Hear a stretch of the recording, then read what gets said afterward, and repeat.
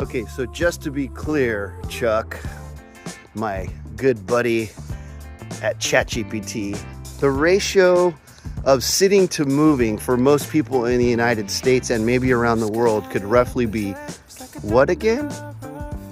You've got it.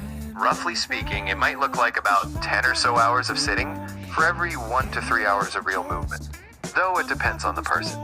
But that's a rough ballpark to show how sedentary things can get. Wow, those are horrible numbers. So what would be a better ratio for human health if we were to consider more movement, less sitting? Aiming for something closer to a 1-to-1 ratio would be fantastic.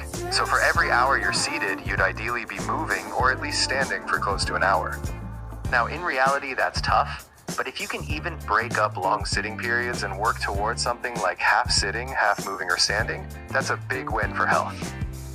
Okay, so you're saying ideally 1-to-1, so if you sit for an hour, you should try to be able to stand or move for another hour. Exactly. The closer you can get to balancing out sitting time with moving time, whether it's walking, standing, stretching, or any activity, the better it is for your overall health.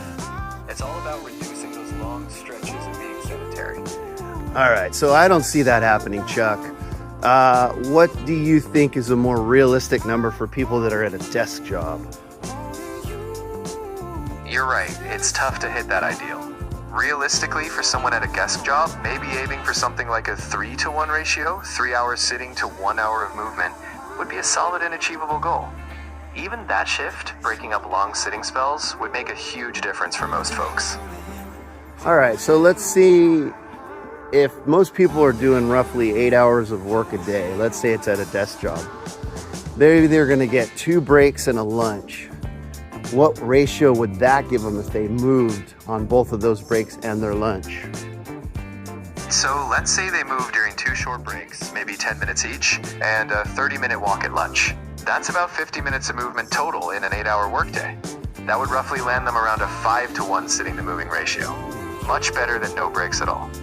Still not ideal.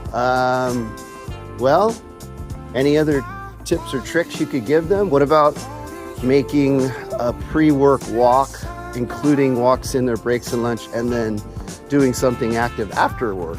What would that give them? That's the spirit. If you add, say, a 20-minute walk before work, keep those movement breaks and lunch, and toss in something active after work, maybe another 30 minutes, you're now approaching something closer to 1-to-2 or even 1-to-1. It doesn't have to be all at once.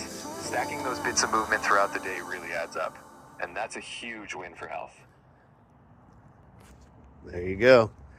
Try to do that at the minimum.